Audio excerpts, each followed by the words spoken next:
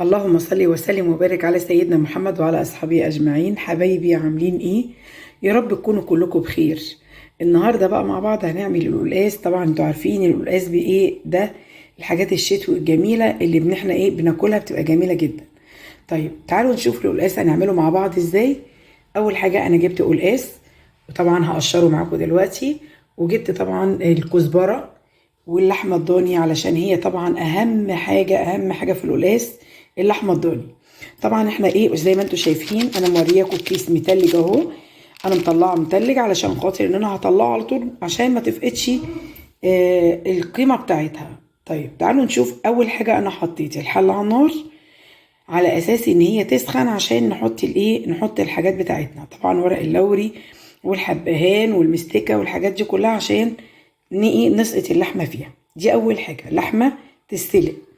بعد كده انا عندي طبعا بتنجان، هعمل بتنجان مخلل معاكم ونقشر القلقاس. تعالوا بس نشوف التقشير القلقاس، لان بيبقى صعب جدا مع ناس ويقعدوا يقولوا بيشتكوا من التقشير بتاعه بالذات.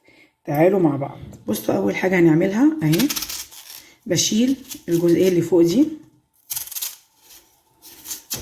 اهي. بعد كده نقشر عادي القلقاس، ما فيهوش اي حاجه، التقشير بتاعه سهل مش صعب، اذا كأنك بتقشري بطاطس بالظبط اهو.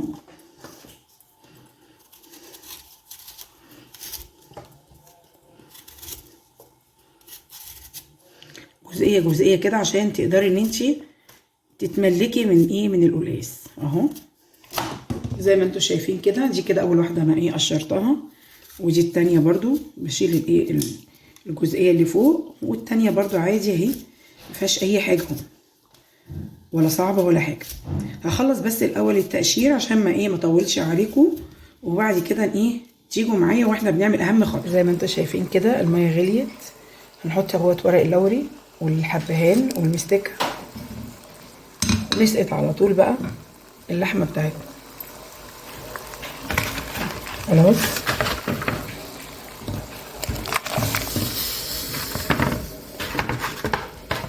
وهنحط فلفل اسود حصى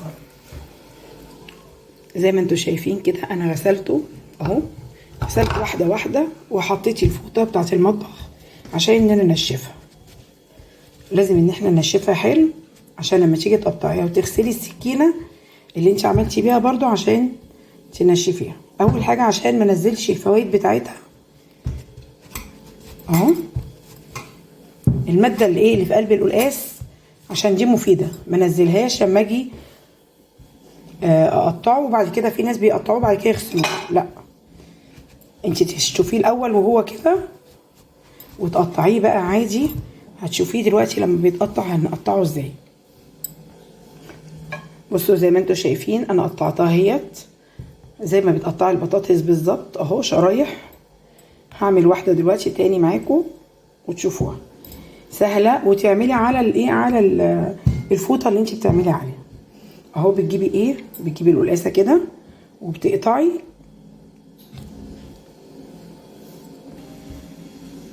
بصوا ازاي اهي اهو. بعد كده برضو التانية اهيت. هنفضل نقطع كله كده بنفس نفس النظام ده كلها على الفوطه اهي، زي ما احنا محطين الفوطه كده على الرخامه وبنقطعها، ولا هتزفلط منك ولا اي حاجه، وفي نفس الوقت هتبقى سهله معاكي اهو. شايفين؟ بصوا الخرطه طالعه ازاي اهو.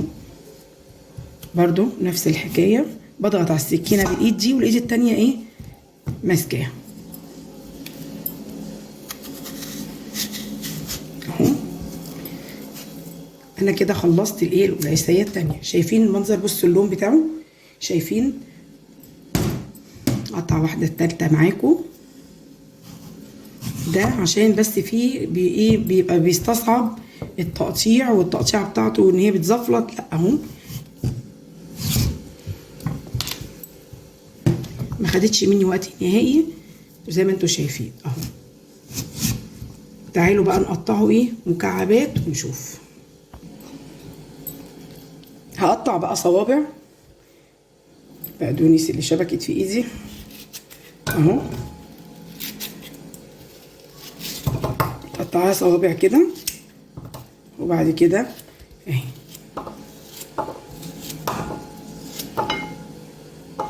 نفس الحكايه كله هيبقى كده، كله التقطيع بقى ايه واحده زي ما انتوا شايفين، سهل وبسيط اهو. تعالوا بقى هخلص كله بعد كده ارجع لكم تاني. زي ما انتوا شايفين بصوا انا قطعته كده خلاص المكعبات. تعالوا بقى ايه، ولا هنغسله ولا اي حاجه عشان تبقوا عندكم خلفيه، خلاص احنا غسلناه ونشفناه عشان الماده اللي فيه دي طبعا تبقى في قلب الايه، الماده المفيده اهم حاجه. تعالوا بقى نحطه فين نشوف اللحمه استوت ولا لا، لان انا مش عايزه اللحمه تستوي جامد قوي. تعالوا نشوف هنعمل ايه. زي ما انتوا شايفين كده انا بشرت طماطميه وعملت قطعت بصلايه صغيره، وهنا خدت من شويه من الكزبره قطعتهم، يعني ما بتاخديش الحزمه كلها طبعا، بناخد شويه صغيرين. واوريكم بس السلق ان احنا عاملينه ازاي، بنجففه ازاي. بصي السلق هنا مجففينه اهو وحاطينه في قلب علب وبنحطه في الفريزر، وبنيجي ساعه لما نعمل الايه القلقاس بنطلعه على طول قبليها. طيب السلق بيتعمل ازاي؟ اول حاجه بتجيبي السلق وبتغسليه وتقطعيه، وبعد كده بتحطيه في صينيه كبيره وتقومي ايه تفضلي ايه تعمليه على النار، تشوحيه على النار لغايه لما الميه بتاعته تتصفى خالص. بعد كده ايه تلاقيه نزل وهبط. بعد كده بتحطي سمنه كتير، وبعد كده في الاخر ان انت تقومي حاطه ايه كام فص توم وتقطعيهم حتت صغيره، وبعد كده تفضلي تقلبيه لغايه لما يخروش معاكي في قلب الحله او في قلب الطاسه او في قلب الصينيه. اول ما يخروش معاكي كده تعرفي ان هو خلاص كده ايه اتحمر ونشف، وبعد كده تقومي ضرباه على طول في ايه في الكبه او في الايه الخلاط. تعالوا نشوف بقى هنعمل ايه دلوقتي. دي كده اللحمه بقى الضاني، اشيل بقى ايه بس الريم من عليها تمام.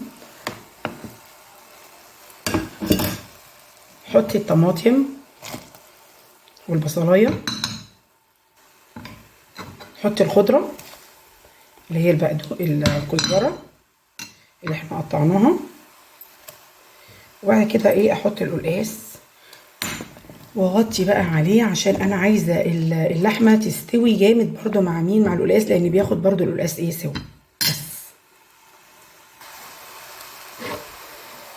بسم الله الرحمن الرحيم. نحط كده الايه القلقاس ننزل بيه كله اهو زي ما انتوا شايفين كده، ونغطي بقى الايه الحله، ومش هحط الملح دلوقتي خالص. ده كده طريقه القلقاس سهله وبسيطه، في نفس الوقت هتشوفوا كمان جماله بعد ما يستوي وبعد ما يبقى ايه نحط عليه السلق. شايفين اللحمه؟ بصوا اللحمه بقت عامله ازاي، بقت اتهرت اهي. شايفين القلقاسه كمان اهو، القلقاسه خلاص استوت جامد قوي. انزل على طول بقى الايه السلق. دي معلقتين كبار من السلق كده عليها، واسيبها تغلي بقى شويه، هتشوفوا اللون بقى عامل ازاي دلوقتي اهو.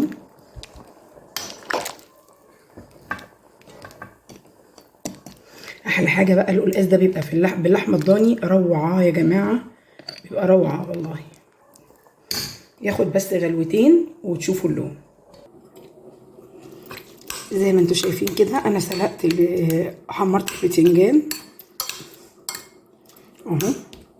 طبعا انا مش عايزه اضيع الوقت معاكم، تحمير البتنجان مفيهوش اي حاجه، وقبل كده عملته معاكم في القناه.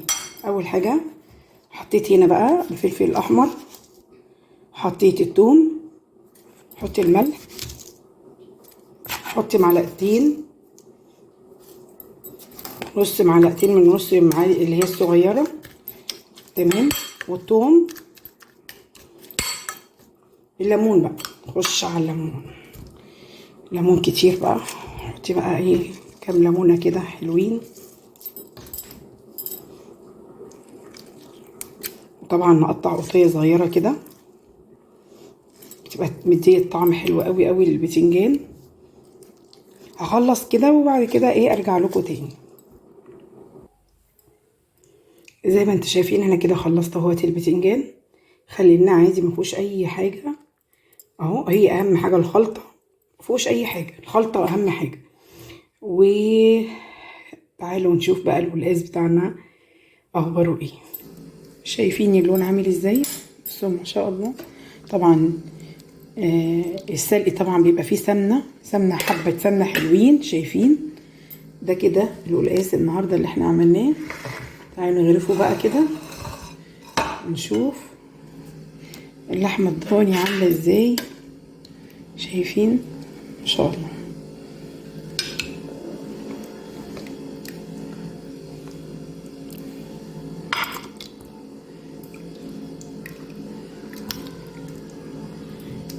اهو شايفين منظر. بصوا اللحمه ما شاء الله اتهرت جامد اهو، اهي باينه خالص. شايفين والقلقاس كمان اهو. هوريك واحده. شايفين عامل ازاي؟ يعني بقى مرهم اهو. بصوا مش مستحمله. زي ما انتم شايفين كده انا خلصت النهارده اليوم بتاعي. القلقاس طبعا في ناس بياكلوه بالرز وفي ناس بياكلوه بالعيش. احنا بنحبه بالعيش قوي قوي، وبنحب نشرب الشوربه بتاعته. لو عجبك ما تنسيش السبسكرايب ليوميات مطبخ الياسمين، واللايك والتعليقات. والسلام عليكم ورحمه الله وبركاته مع احلى متابعين.